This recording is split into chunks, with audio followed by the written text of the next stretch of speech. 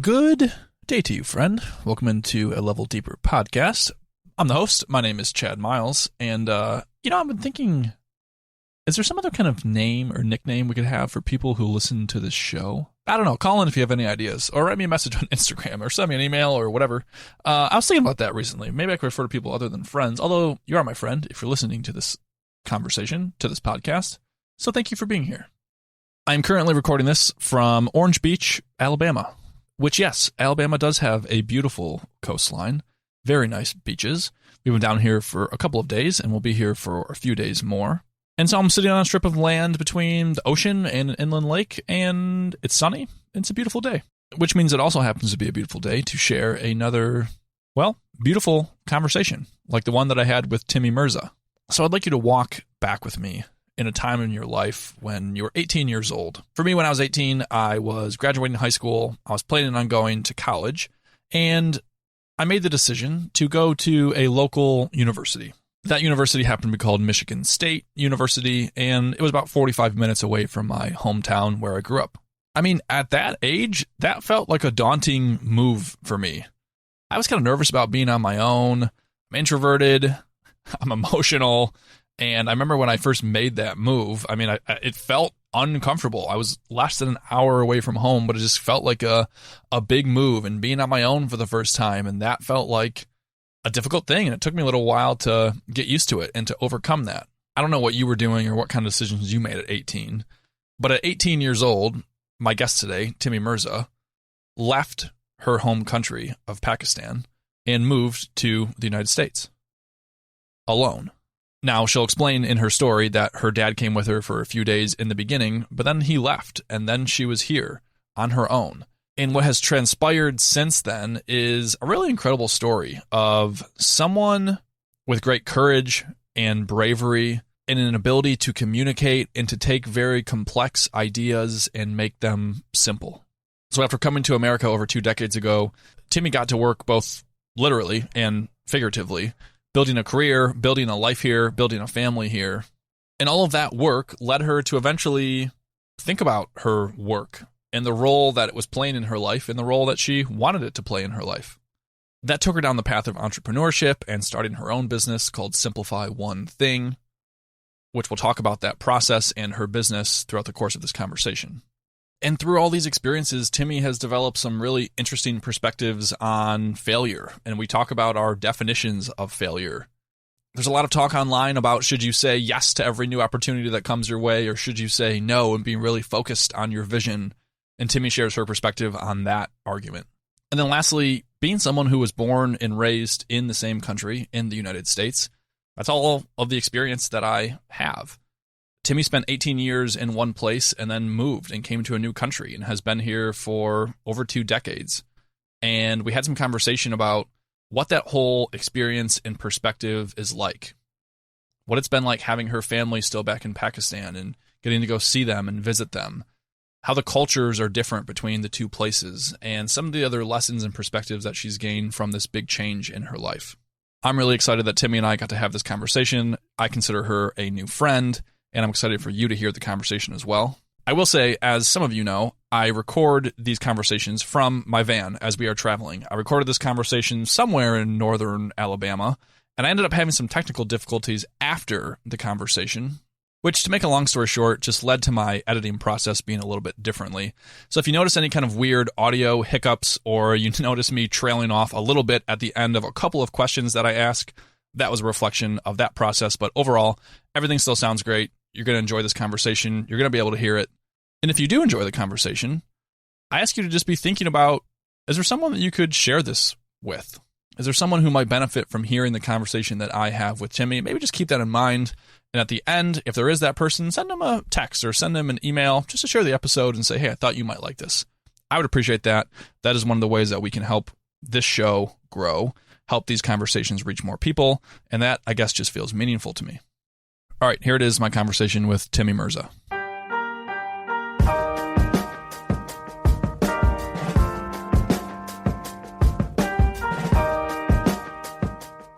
Have you done podcasts like this before? I have been a guest on 2 podcasts so far, and I could maybe tell a little quick story about that. So about a year ago, I said that there is no way I can do a podcast. I just said that out loud. We were at a retreat, and the women there had a little intervention with me. They're like, why not? And we talked through some stuff there because I feel like I've been terrified of experiences like that because I think that the right words may not come to me, or if what I'm saying may not land correctly, because English is not my first language. So I, struggle with that quite a bit. So because of that fear, I just said I couldn't do it. But when they confronted me and the intervention happened, I woke up the next morning with a message on my phone from a dear friend asking me to be a guest on her podcast. And I accepted. Isn't that just amazing how things work out? Yep. We just let it go wherever it needs to go. And so then I'm assuming you must have followed through and had that conversation, been on that podcast. How did that actual experience go compared to some of your fears or some of the thoughts that you had about what might happen? It was fantastic. We connected. It was so well done. It was 2 friends hosting a podcast together. And I just had such a great time. And I was like, oh, I want to do more of these now. Isn't it amazing how our minds will build things up that these stories that we can't do things, we're not capable of doing something, that voice of people won't be able to understand me, I'm not going to be able to articulate myself. And it's incredible how, and then we go do this thing, and our experience can be completely different. And I just find that when I have experiences like that, it opens my mind up to thinking about all of the things, it's kind of like, well, what else is possible for me? What else might I be capable of that I think that I'm not? Do you find yourself, after going through an experience like that, do you find yourself kind of going through that similar thought process? Or what's your takeaway from something like that? Yeah, absolutely. I think that we limit ourselves, but God really made us unlimited or limitless, right? I really am hopeful that I'm able to help my children see that there is no limitation on them. They can be whoever they want to be, and they can do whatever they want to do in the world. And Chad, I feel that whenever I am experiencing something like that, I've been doing a lot of personal development, professional development work where I have gotten better about asking empowering questions. So if I feel stuck, then I do prompt myself by saying, how can I make it happen? Or how can I do that? Rather than saying, not for me, not possible for me, I say, why not me? So that is helping quite a bit. And Tony Robbins is really the person who helped me with that, rather than, just feeling stuck and just limiting yourself and saying it's not possible. Ask yourself, how can you make it happen? Because as soon as we say that, I think our brains shift to problem-solving mode and start to give us ideas. And if our intention for making that happen is there, I feel that God blesses that endeavor even more, and you're able to make it possible and then some.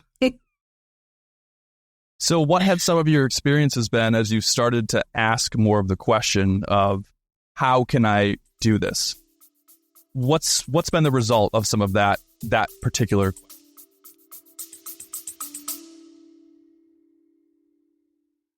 Hey, if you've been enjoying these conversations, I've got a request for you.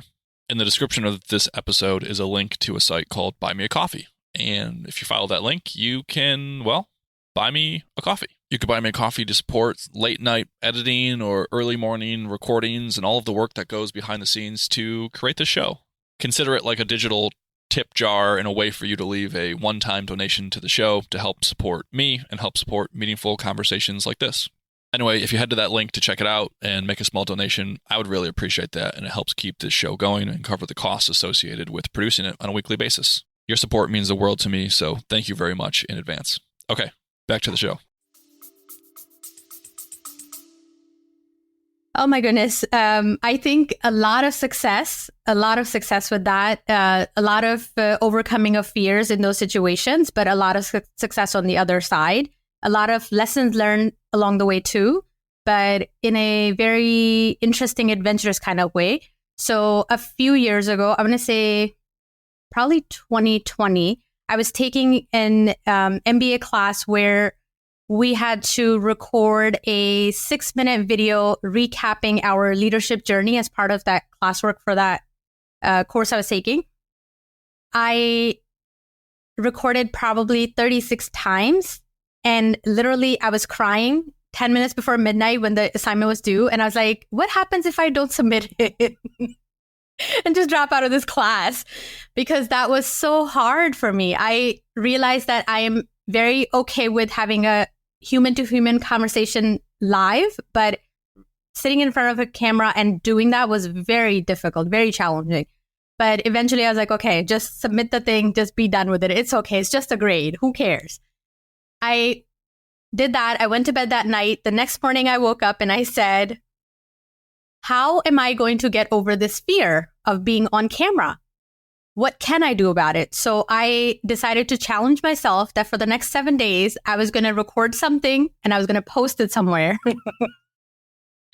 And I did. And I'm so glad that I did, because that has just opened up so many possibilities for me. The work I do, I don't think it would have been possible if I didn't go through that experience first. So I'm just so super grateful. Is my video perfect every time? No. But every single day, as long as I'm showing up and I'm doing the work, and I am learning, I am sometimes failing, but still learning. I am having so much success with that. And I'm so grateful for it. I'm so grateful for every opportunity that comes my way. I'm so grateful for every challenge that comes my way. And just helps me see what can I do about it, right? How can I make it happen? How can I make it possible? I'm grateful. I've got to applaud you, because that's a special mindset, to go through an experience like that where you recognize, I don't like this experience of filming myself. I'm just picturing, I think we can all relate. We've had an experience similar to that, whether it be through schooling or, you're 10 minutes before the deadline, you've got to get something done. It's not going the way that you thought that it was going to go or the way that you wanted it to go. And so you're kind of in that panic mode.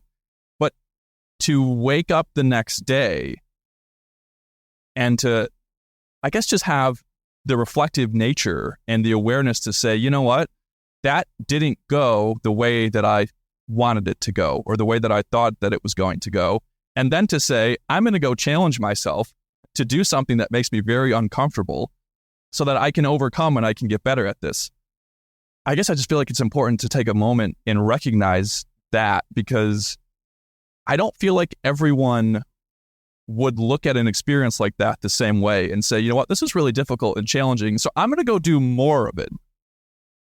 I think that's the only way I can get myself to take action.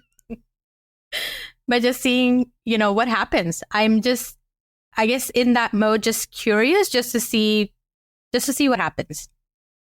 And I think so far so good. I've had successes with it. I've failed quite a bit too, but at the same time, I don't even consider that a failure. I feel like that's learning, that's growth.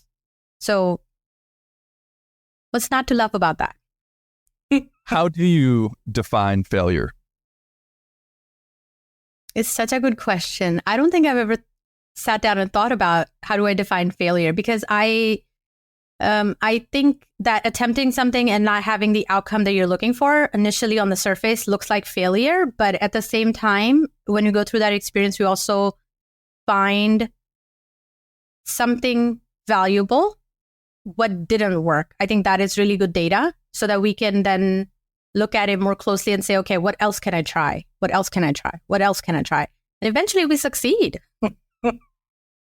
Yeah, this relationship or definition of failure is something that I've explored a lot in my life. I've carried a lot of fear around failing, and I think it was in a therapy session within the last couple of years where I was asked that same question by my therapist. They said, well, how do you define failure? And I had the same reaction that you had in that moment. And I was like, well, I'm not sure I've ever really thought about that before. We just sort of accept this like, oh, well, failure is when if something doesn't end up the way that you wanted it to end up, then you failed. And as I sat there and thought about it, I'm like, well, I don't really think that that's a failure at all. Like, I can point to a lot of times in my life where I've tried something, I've had a vision, I've had a goal, I've had a dream, and I've put my maximum effort toward it, and it just turned out differently. And I was like, that doesn't really seem like a failure. Like you just said, I took a lot away from it. I learned something new about myself, and maybe that path led me somewhere a little bit different, but ultimately I can look back on some things in my life and see that, wow, maybe those are actually really, really positive things that happened. So I'm kind of with you. I've come around this definition of failure of not to be focused on the outputs, but to be focused more on my inputs. Like, I can only control my effort. I can control my intentions. I can control the things that I'm putting into something. And if it's something that's really important to me and I don't put in my maximum effort into it, then that's kind of what I guess I've brought to this definition of maybe that's a failure, but it's really just like an internal thing. I don't think we can really externally judge if someone failed at something, I think it's just the fact that in academic area, we've been told like, you get, X percentage, then you pass. If you get below that, you fail. I think it's just ingrained in us that way.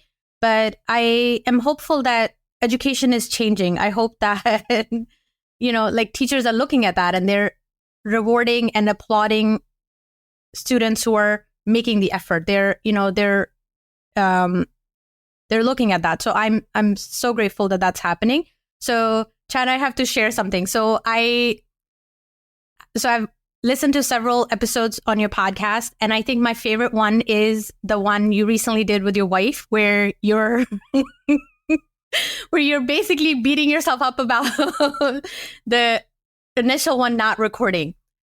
After I listened to that, I was thinking that, you know what? I am pretty sure that conversation was meant not to be recorded. It was meant not to be recorded. It was supposed to be something that you two had. And I loved how you described that whenever you're having these conversations, they may or may not air, right? But just the intention behind taking time and sitting down and having that conversation, that in itself is so meaningful and such a success. So I think what you're going to learn down the road is that one is going to be one of people's favorite episodes. Isn't that funny how that's the way things work? Yeah. I appreciate you saying that. And I agree with you. I think you're right. As I look back on that day, as frustrating as it was also, I've got to think this is a week or two. No, this is before. So it was about a week ago that we started traveling again full time in our van. So for about 5 months, we were back home in Michigan. Michigan is home for us. And we were staying with family and we weren't traveling full time as we are now. And so in the process of getting ready to go travel again and leave again, and we were planning on being on the road for a year. So imagine preparing for a year-long type of vacation. And you're like, wow, there's a lot that we have to think about and plan for. And so it was kind of a stressful time. And you're right in that my wife and I got to sit down and have a very meaningful 45-minute conversation together. And we got to talk about this show and the meaning behind it. And she asked me some really thoughtful questions around why I do it and why I value it. And we got to connect in that moment. And none of it was recorded. And although that was the initial intention of having the conversation in the first place, I appreciate you bringing it sort of back to my attention, because I agree with you in that was a really special moment. And it was not the outcome that I imagined, but that was by no means a failure. That was something that was a special thing that happened between two people. And I'm with you. I think I'm going to remember that one for a very long time as well, even though it definitely did not go the way that I planned it to go. It was very beautiful. And I think for new people who are curious to get to figure out who Chad Miles is, I think that's a really, really good episode, because in a very short period of time, I got to learn a lot about you. And that was just amazing. So that's why I think you're going to get a lot of comments on that one, that it's going to remain people's favorite.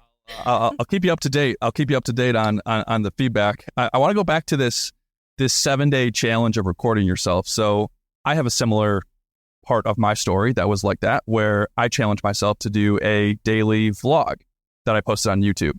I ended up going for, I think it was like 45 days, but my intention behind it in the beginning was very similar. It was, I want to create. I want to be more of a creator.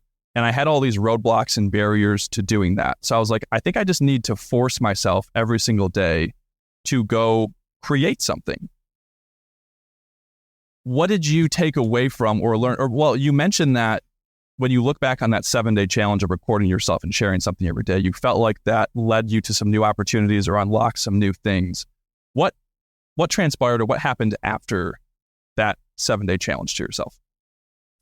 I think I definitely learned that my intention behind that was to be helpful.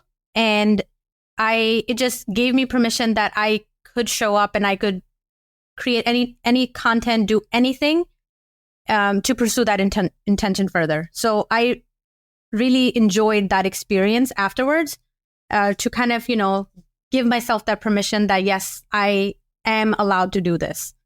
So I think that was probably like my biggest takeaway from that. And little by little, I've just been experimenting and, creating YouTube videos, tutorials, just content, and just have had a blast. And I think my business was formed because of that little adventure. So I'm not complaining.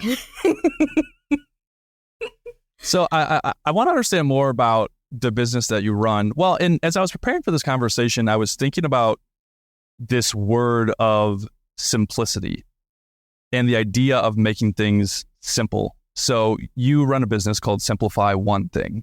And I've seen some of the content that you put out that helps people really simplify from a technology standpoint things about their business, or as they're going about building a business. That's a lot of trying to simplify that process. I've also seen, I've also seen a video of you sharing some of the challenges of being a Muslim woman in America. And that's, I just kept thinking about that same word of simple and simplify. You have a very special ability to take what seems like complex or challenging ideas and make them feel very approachable and make them feel very simple. And I've seen that in a few instances of you talking and explaining things, whether it be about technology, whether it be about your experience of living in America. You can make things very simple for people, and the way that you communicate is very clear. Is that something that you recognize about yourself? I do know that I love working with abstract ideas where things are not fully formed, where we are not sure exactly where we're headed. I know that I really enjoy doing that. But I think where I'm able to make a difference is to put things in perspective, taking all of that input and then helping people kind of like sort through that and making sense of it, and then simplifying it and getting it implemented, So I feel like there is just like a process I go through that I don't even realize that I'm doing that. But I think that is what I'm doing that. So can you take us behind what are some elements from a high level? Like, what are some elements of your process to make things simple? And that's a very big question. But are there a few things that you think about that help you go from the process of making something that is more complex seem simple? Mm-hmm. So anytime we're about to undertake an initiative, whether it be a project, whether it's something people want to build, create, build a business, what have you, right? There are a gazillion things that we have to figure out to make that happen. But the most important thing is that you clarify where you want to go towards, not even like where you're going to end up, right? Just having clarity on which direction you want to head in, and then just start taking steps towards that, and then just seeing along the way, like how things pan out, right? I feel like we don't really exactly know what's going to go into it, but we just take one step at a time and eventually get pretty close to where we thought we were going to go. And most of the times, even way beyond that, right? So I guess the way I am using this process over and over is that I'm taking and getting a deeper understanding of the vision that people have, and not just from a perspective of, I want to build a business. I actually go way deeper than that to figure out why they want to build this business. What is the beyond just making money? What is the intention behind it, right? And then figuring out who they are as human beings, what their strengths are, how can they leverage that, and then work kind of backwards from that to figure out what should be the plan to get that thing created or get that thing implemented. And because I'm so comfortable working with uncertainty and abstract things that it doesn't even matter like what comes in the way, we just problem solve one step at a time, one thing at a time, and just get it done. Why have you landed on it being important that you go back and you talk about people's vision and you talk about who they are as a person? I mean, I could come to you and just say, I want to start a business, and then we could just start working on implementing parts of my business. It seems like you intentionally say, well, okay, hold on a second. We can start a business, but let's look at why we're starting a business, and let's look at how that's getting you towards whatever you want to become as a person. Why is that the approach that you ended up taking? Has it always been that way? So ever since I've been helping clients and people just like building businesses, it's definitely been like that, very intentional on my part. But was I always like that? Absolutely not. So 10 or 12 years ago, I was just pursuing basically a career path in corporate America, and just, the idea was to just, keep moving up the ranks and eventually, become a partner, director at a firm.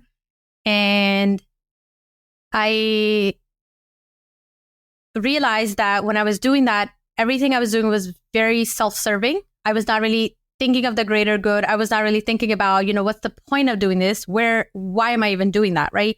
And in the mix of all of that, I realized that I felt very unfulfilled, even though I was doing all the right things, right? I got like really good grades. I'm so hardworking. I'm like, I'm going to make whatever the thing is, I'm going to make it possible, because that's just who I am as a human being.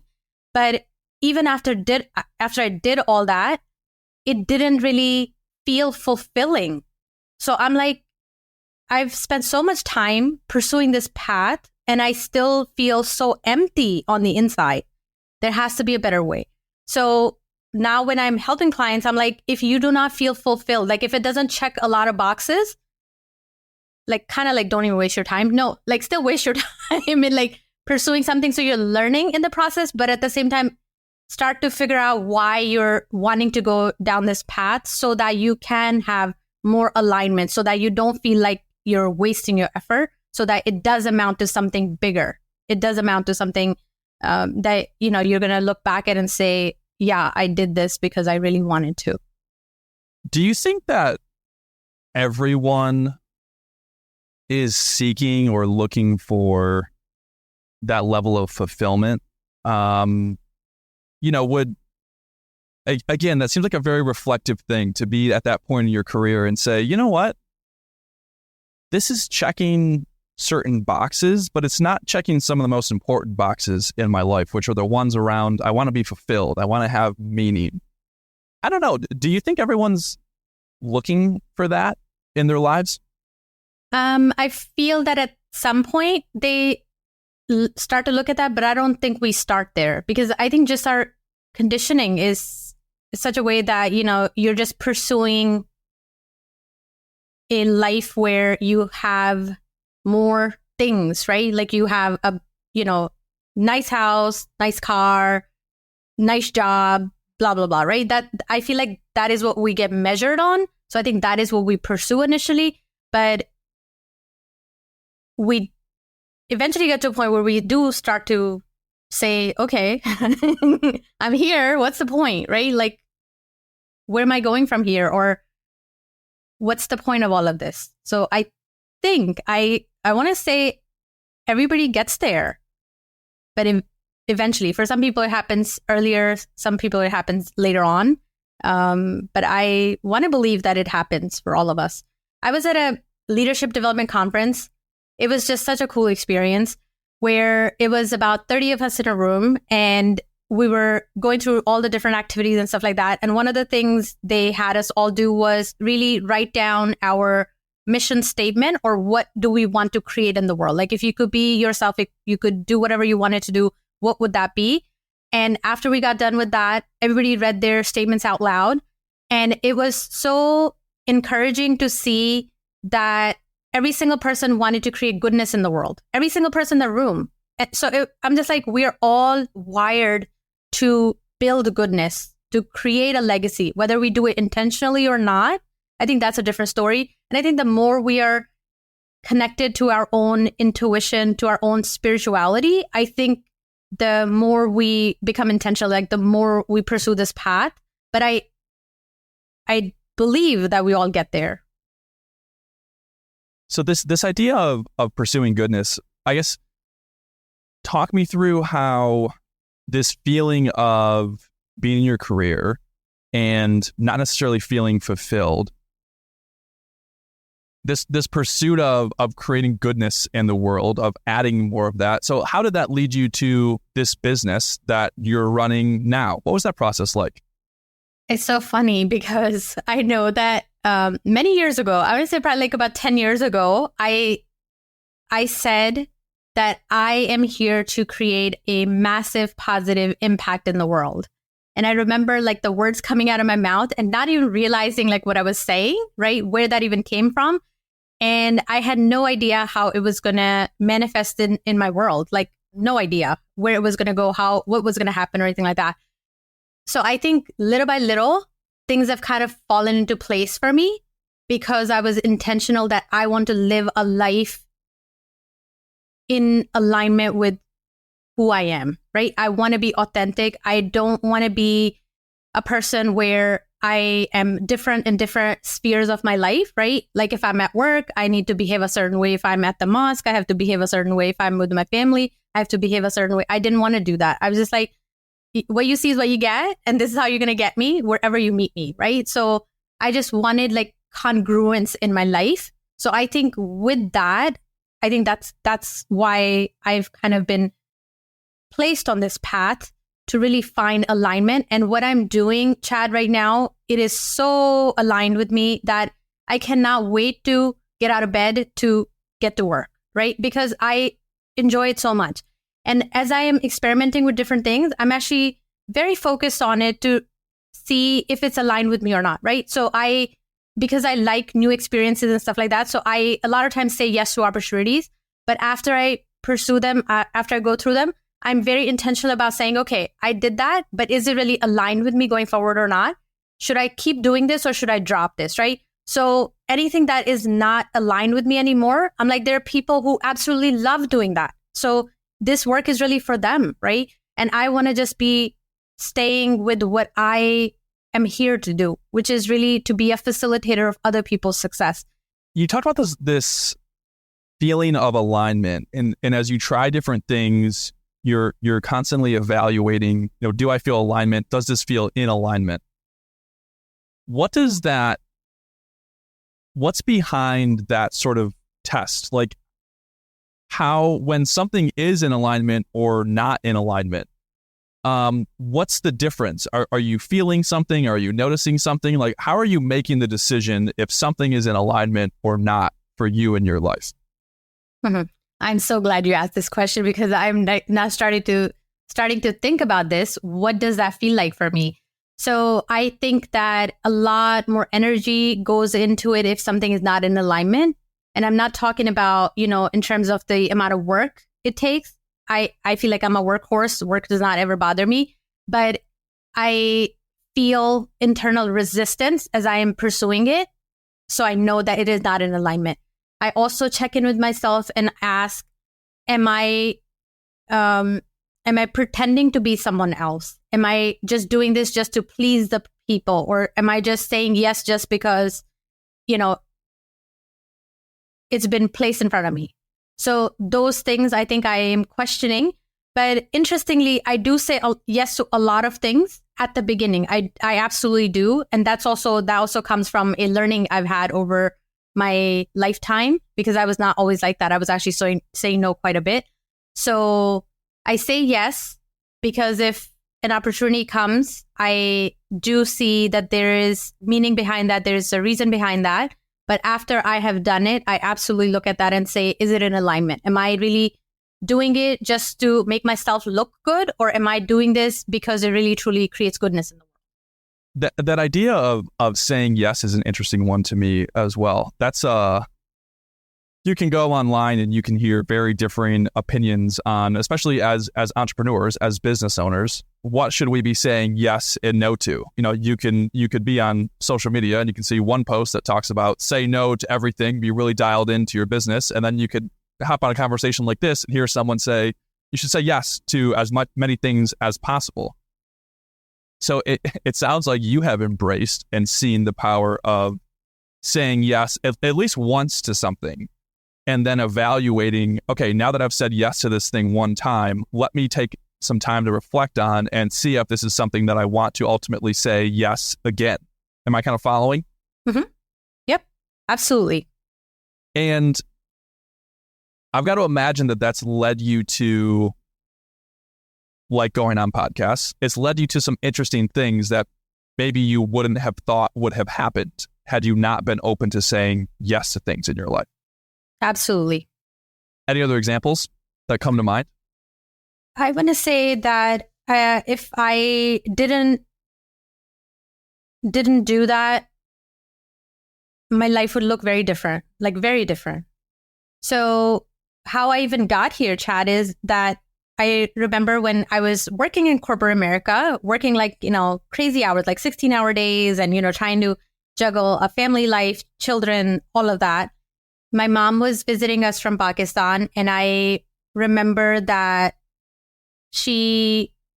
one day I came home from work, she was sitting there and she was so excited. She watched something on TV and she was so excited about sharing that with me.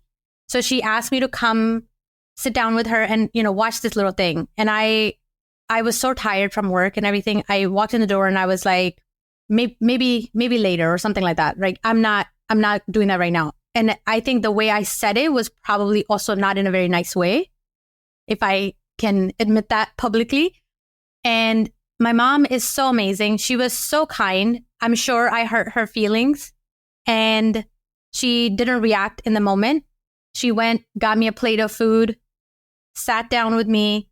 After I ate my food, she was very calm, very patient, sitting there. And she says, "Do you realize how many times in the last week you have said no to me?"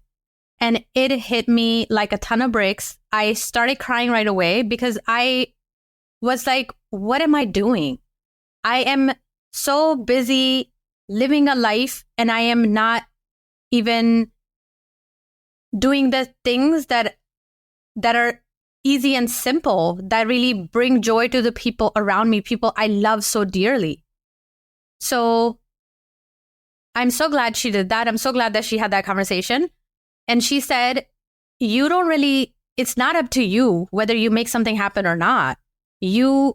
All you have to do is say yes and then leave it up to God. If you're intended to be there, He'll make a way. If you're not meant to be there, He'll take that opportunity away from you. So it's not even you doing it. And I am so glad that happened, because since then, that is my thing. I say yes. And then I say, okay, after I've said yes, if I'm meant to be there, I will be there. If I'm supposed to have a seat at the table, I will have a seat at the table. And if it's not my opportunity, no worries. That door will automatically close. And then next time, if that comes, then I am reflecting back on my previous experience to say, okay, was it aligned or not? And just little by little, I think with every decision, I'm finding that I'm getting closer and closer to being who I really, really am supposed to be and meant to be. Shout out to Mom. Yes. What a conversation And I tell you what, these dang parents of ours, they have some wisdom after all, don't they? Oh my gosh, I love my parents. They're amazing.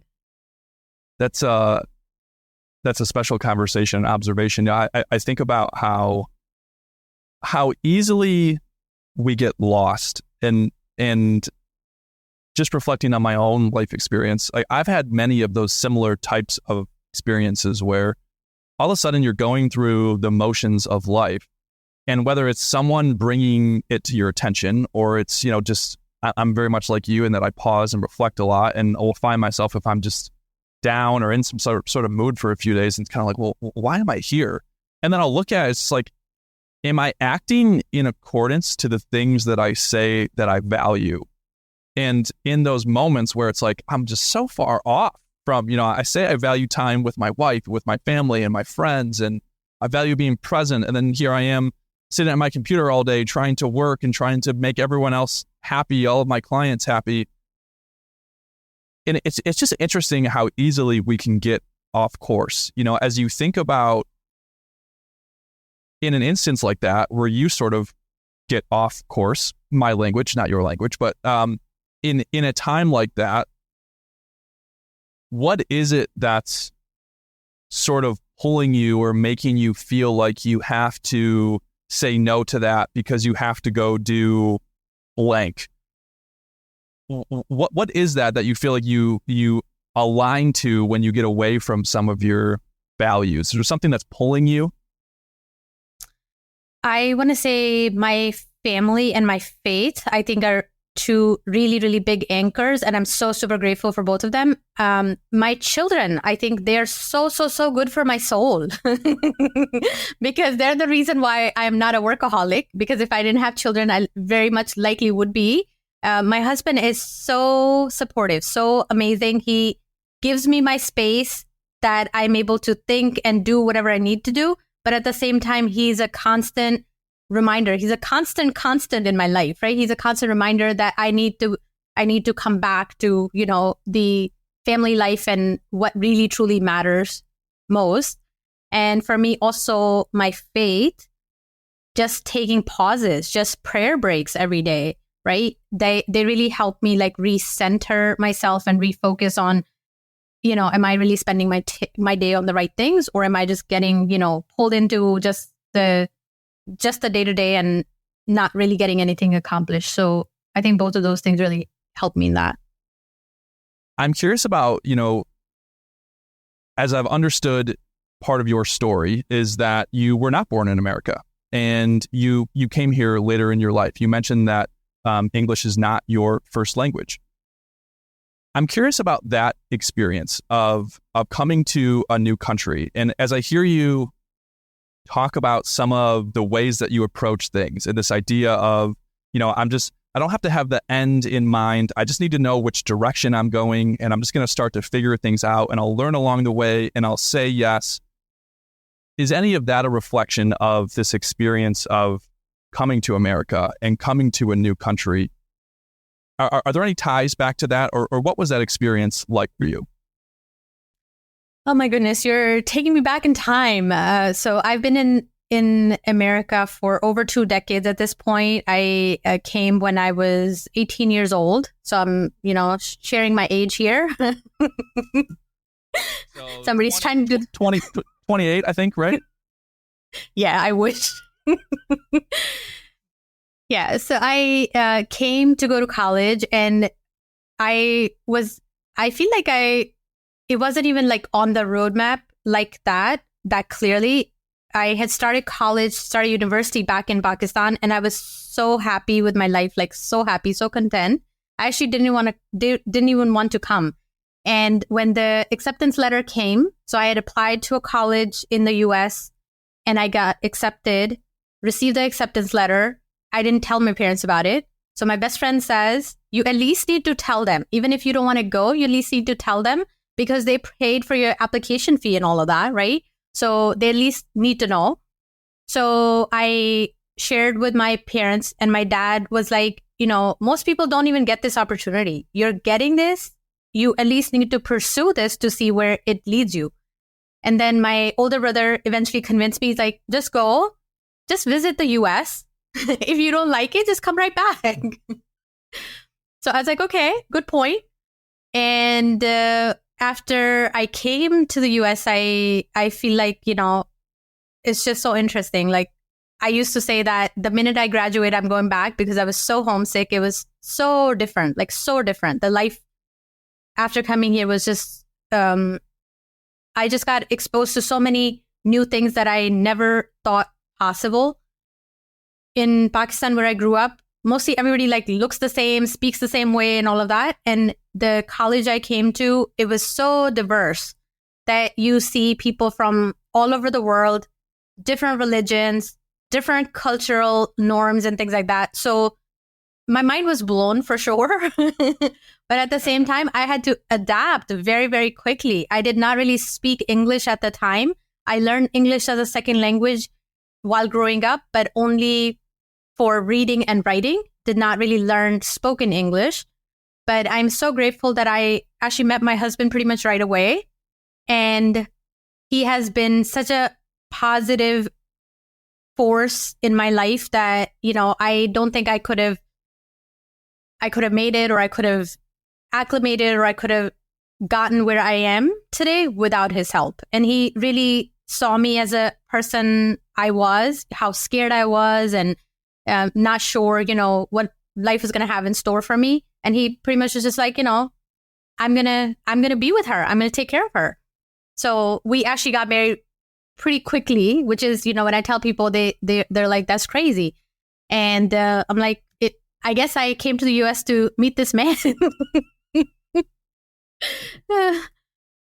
And 20 some years later, I'm so grateful that, we're just such a beautiful, strong unit as a family, along with our children. It's just such a blessing. Feels like another God moment right there, huh? Mm-hmm. So you talked about how when you first came over, you were pretty convinced that, all right, I'm just going to be here. I'm maybe going to finish school and then I'm going to go back to Pakistan. And I mean, aside from, was meeting your husband the thing that really changed things for you, or what went into the decision of ultimately then coming to the conclusion of, you know what, I'm not going to go back. I'm going to stay here? Because I guess to clarify, when you first came over, did you come over alone by yourself? Did you have family or anyone with you? My dad came with me, and he stayed for a few days. I want to say less than a month, and then he went back. And I stayed in the dorms. So I was the kind of person who had never left home by myself ever, like ever. I don't even ever remember like spending the night somewhere without my parents being there or someone I knew being there. So this was so different for me, not knowing the language. I remember I went out to get groceries. So there was a grocery store across the street from where our campus was. And on the way back, I realized that I didn't even know how to cross the street. Because I lived such a sheltered and protected life in Pakistan that was never the thing that I ever had to do, where I had to go somewhere across the street by myself. So that was very challenging. So pretty much every night before going to bed, I was crying. I was like, what did I do to myself? Why did I choose this? But at the same time, I pretty much had to stay because I saw the sacrifices my parents made for me to be there. They actually invested financially a lot into that. And I was like, yeah, it was a cute idea that my brother said, just go see America and come back, if you don't like it. After being here, I was like, that's not an easy thing to say. Yeah, I tried it. I don't want to do this and I'm going back. I was like, at least need to give this a try. And that try was very, very difficult. At the beginning, it was very difficult. But I am so grateful that I met my husband and, he kind of sort of like took the edge off at that time, right? And then eventually I see the point of all of this, that I was meant to meet him, right? I was meant to marry this man. He was the one who was created for me. I had no idea this is how it was going to go. And looking back at it, I'm grateful for all of that. Every single moment of it, all of it. I just think of the amount of courage that it would take to be 18 years old. For context, when I was 18 years old, I went off to college, I moved 45 minutes down the road to the local university, and that felt like a big move. I think I might have spent a night or two my first few days of college sitting up crying, thinking, oh my gosh, what did I do? And I was 45 minutes away. Within an hour, I could hop in the car and I could go see my family. So I just think of being that same age and coming to a completely new place. I can imagine how, well, no, I really can't. I really can't imagine how difficult that would have been. I've got to imagine, though, that as you go through that experience and you're the person who is here today, I've got to imagine it builds this sort of, I don't know if it's confidence or resiliency, but it's like, is there an element of feeling like, well, if I can pick up my whole entire life and at 18 years old, I can move to a brand new country and I can figure it all out and I can create a life there. I don't know, what does that instill in you, or what have you taken from that now has gone into the rest of your life? I definitely think that it's easier when we're younger. It gets a lot harder as we get older, right? Because we just get used to so many things. We get used to, the routines and the luxuries of life. So I actually applaud you for, living in your van and, taking trips a year at a time. Like, that is so incredible. So I can't even imagine, I can't wrap my head around that, right? But I am so intrigued with the idea. So for me, I think that really helped me see that we're capable of more than we give ourselves credit, right? We are able to make anything happen as long as, we just work at it, we just go for it. And I think there's a little bit of a rebel in me also. So when someone says it can't be done, my immediate response is, okay, watch me do it. Not in an arrogant way, but at the same time, it's like, if anyone can figure it out, why not me, right? Why can't I figure this out? So I think just because of that, I just kind of go for it, accept these crazy challenges. I think it goes back to the idea of saying yes. And as we talked earlier in the conversation in the beginning about, as we start to overcome things in our life, like you and going on podcasts, as we start to do things that we thought we couldn't do, it builds this whole new level of confidence or whatever, but we just get these repetitions of seeing ourselves go into situations that maybe at one time we thought we weren't capable of doing. And I find myself continuing to have the same mindset. So for me, it wasn't moving to a new country, but you talked about building the van and figuring out, how are my wife and I in a 50-pound dog going to exist in this tiny 15-foot by 5-foot space? How are we going to do this? And I was talking with my friend Nate through the process of building the van and moving into the van, and he had brought up the word, which I think you had mentioned in this conversation, of becoming sort of limitless, and that being a pivotal moment in my life of like, wow, I envisioned this thing, which was this van. We bought an empty cargo van and we spent 4 months building it ourselves through purely YouTube videos and asking people questions. We figured out how to build an entire home on wheels. And then you accomplish that thing and you're like, wow,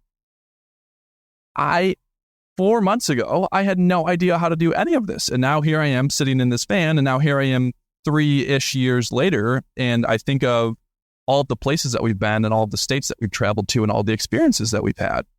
And I don't know, I guess it's just a long way of saying, it's just incredible as we continue to do these things that we thought we couldn't do, and the confidence that it builds to then be able to go start to think about, well, what else could I do? I think that's one of my main takeaways from this conversation. Maybe a message to people out there is maybe reconsider saying yes to a few things that you thought maybe you weren't capable of doing. Is there something on the horizon for you right now? What's sort of the next thing that you're wondering if you're capable of? Is there something that you're kind of thinking about that you're envisioning for your life, or you may be dreaming about, that you're sort of waiting to take a step toward? My gosh, I'm so glad you're asking this. But before I go there, I just want to say something. What you just said has made me realize something. Why I'm so addicted to my work. Because it's sort of like with every person I work with, I get this same feeling, right? Where we're at the beginning, we're not sure how we're going to make it happen, if the thing is even going to work or not, right? If the business idea is going to be viable or not. And yet we pursue it. We take steps forward.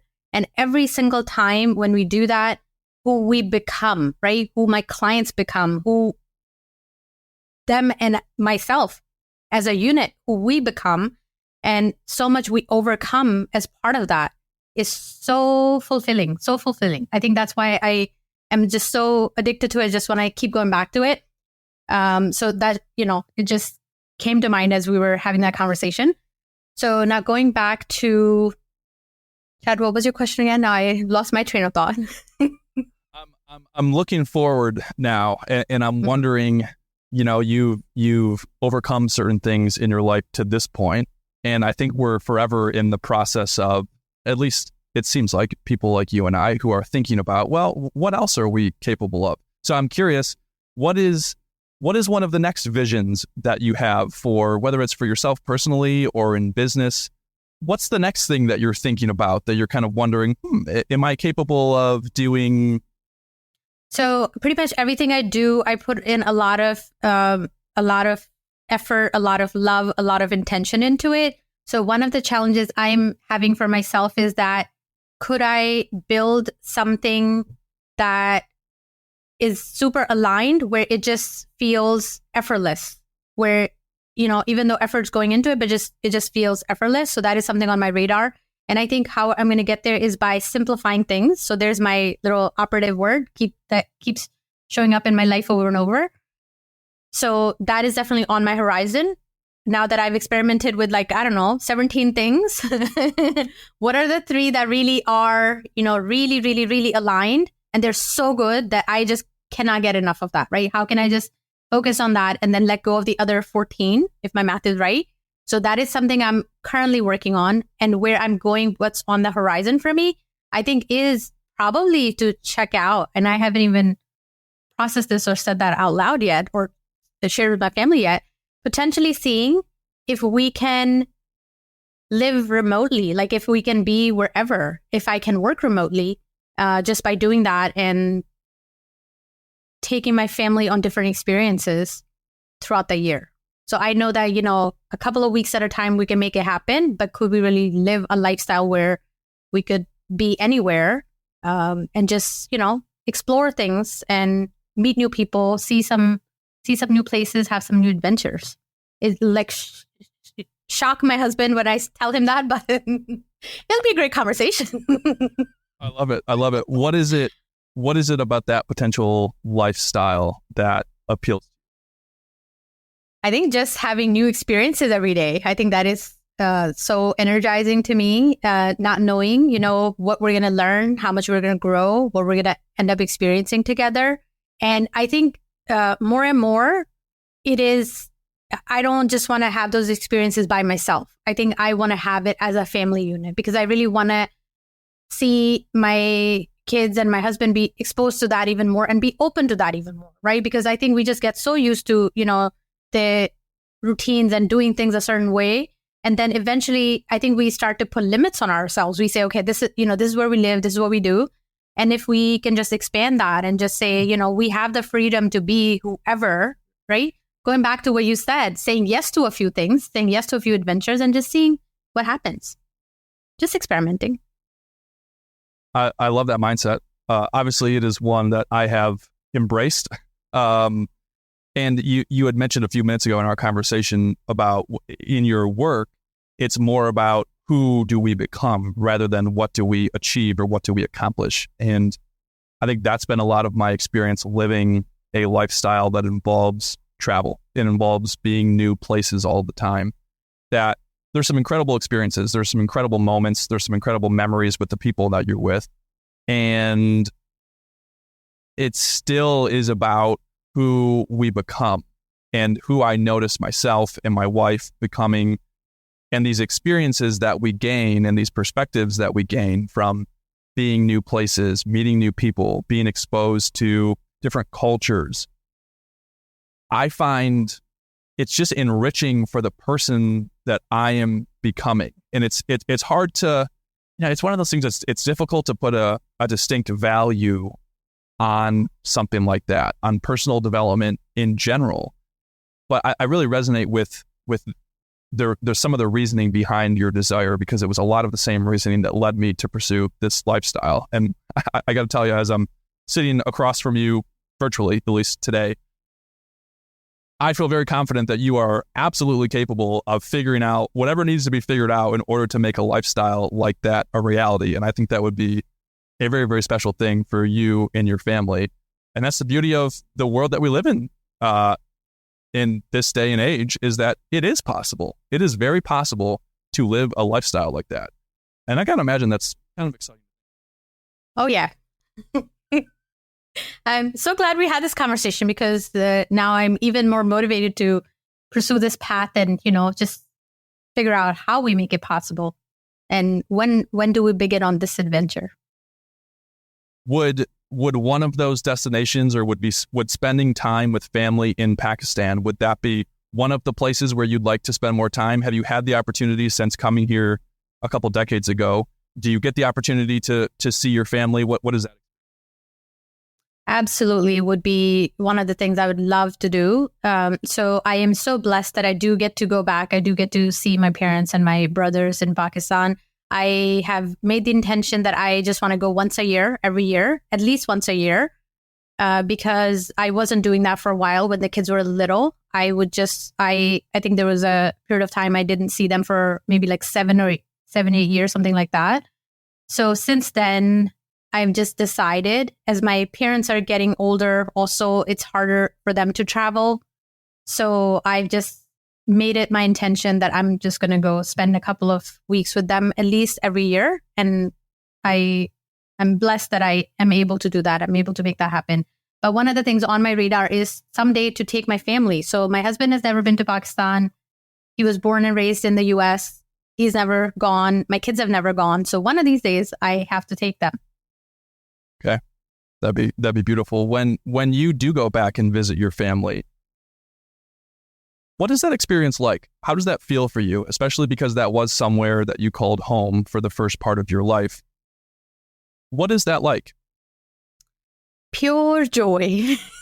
The life over there is so different than here in so many ways, but at the same time, it is just so joyous. I think that I just hold on to every moment while I'm there, right? And when I was younger, when I used to go back, it was all about, shopping and, seeing places and stuff like that. But more and more now, when I go, all I want to do is just spend time with people. All I want to do is just like be in a room with my parents and my siblings and my sister-in-laws and, all my nieces, everybody just in a room, just us having a meal together, just having a good time together. That's all I want to do. Like when I go there, I'm just like, I don't even want to shop. I don't want to go acquire more things. I just want to just make new memories with them. So it is just so enjoyable. And one of the things that I've started to do is, for a while, when I'm coming back, of course, sometimes I can't control it, but most of the times before leaving there, I make it a point that I'm not going to cry, because a few times when I did cry while I was leaving, then that was the last memory I have of my parents and my siblings crying. And then that's how I remember them until I meet them again, even though we see each other on video calls and things like that. But it's different. It's like, the last time I was in their presence, we were crying, and I don't want to feel that way. So I basically tell everybody, okay, nobody's going to cry. I'm not going to cry. No one's going to cry. We're going to do this. And then I leave the house. So it's beautiful. Every once in a while, it's hard. It's just really, really hard. I just wish that my parents lived closer where I could see them whenever I wanted to. I miss being able to go like make food for them, have a meal together. I really, really miss that. So when I'm there, I really say, okay, I'm going to make food today. I'm going to make dinner today, or I'm going to make tea. And that just brings me so much joy, just being able to do that. I found, again, a very different experience, but I can at least relate to, as we've been on the road and gone for sometimes a year plus at a time. It's some of those small moments with your parents or with your friends or your family of just sitting down and having a meal together. Those end up being the things that I find myself missing the most as well, is just enjoying time together. It doesn't have to be doing something grand, but just being together and being. So I can, at least from on a very small level, understand some of that. I am curious about, you mentioned some of the just different ways of life in America versus when you go back home to Pakistan. Can you tell us about some of the ways that life just feels different? So I'm from a middle class family in Pakistan. So if you're wealthy, then you have different resources available to you. But if you're middle class, your life is pretty much a struggle over there. But we're very blessed. Like, my father and my brothers, they have really good flourishing businesses and stuff like that. So we're very blessed. But at the same time, I recognize that there are limitations on resources and things like that. So something as simple as water and electricity and internet that we take for granted in the US, I think that is something that you get exposed to very quickly when you go there.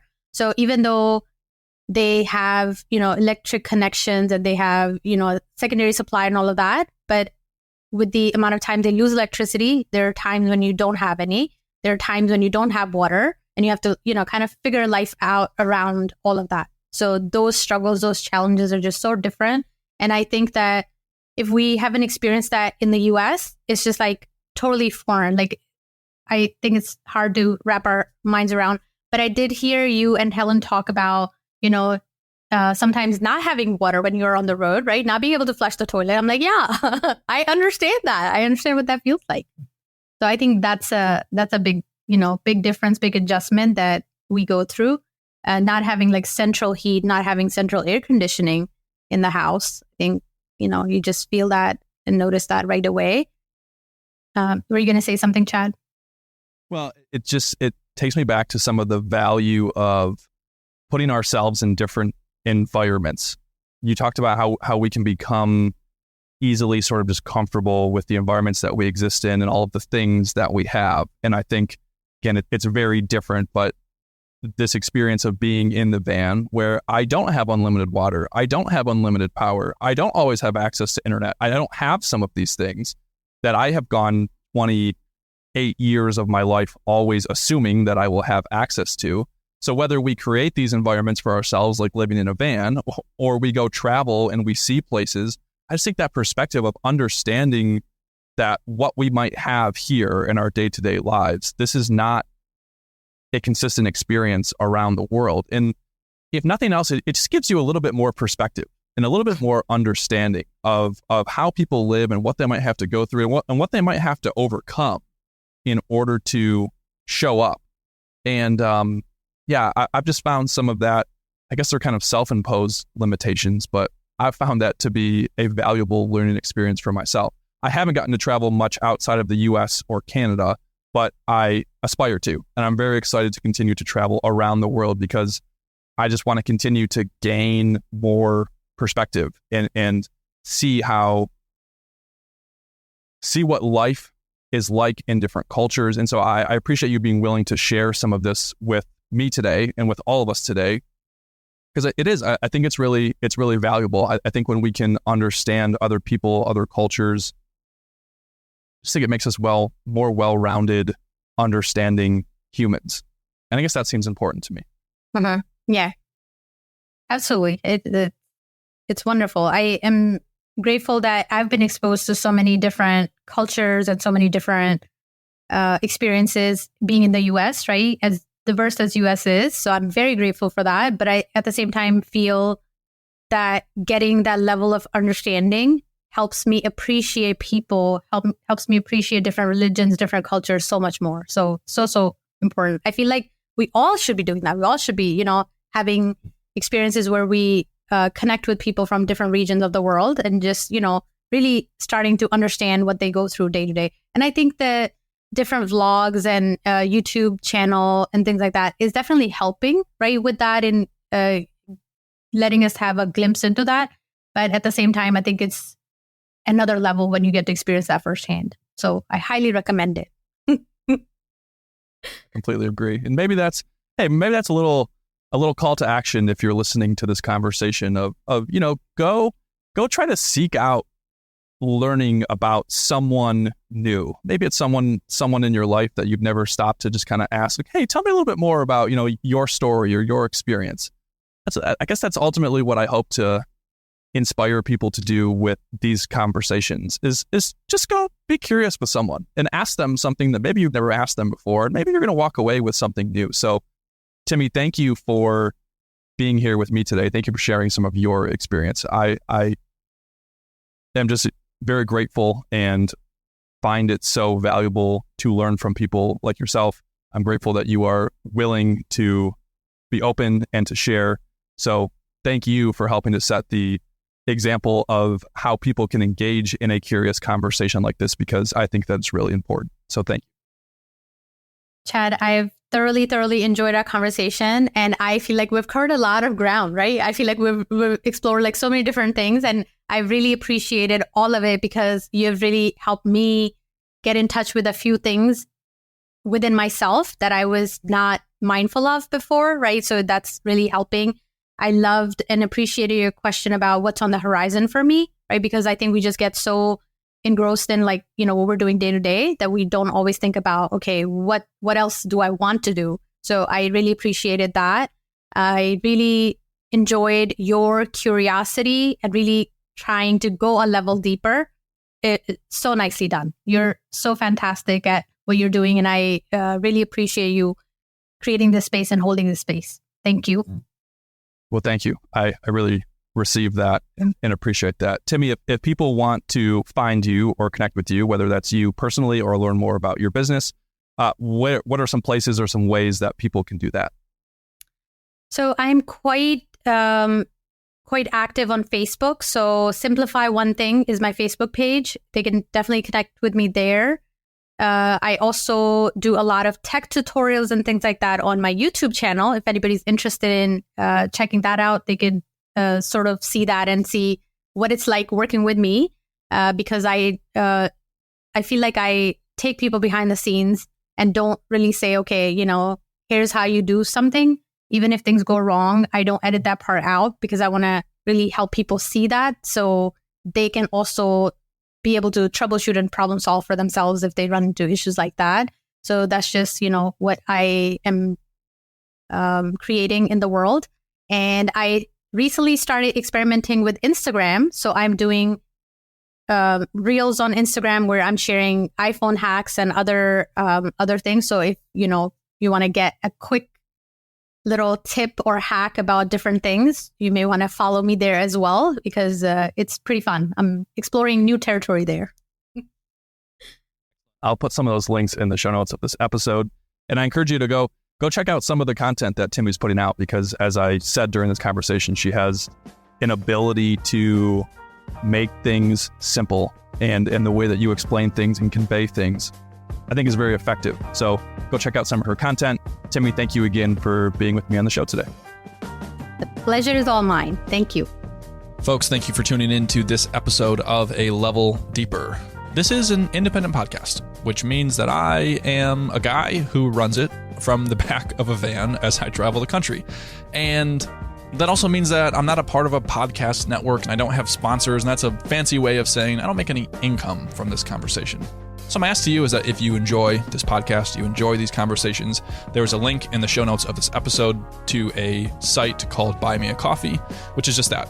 It's an opportunity for you to make a small donation to Buy Me a Coffee to support some of the late night editing sessions and recording sessions that go into creating the show. Your support means the world to me, so thank you.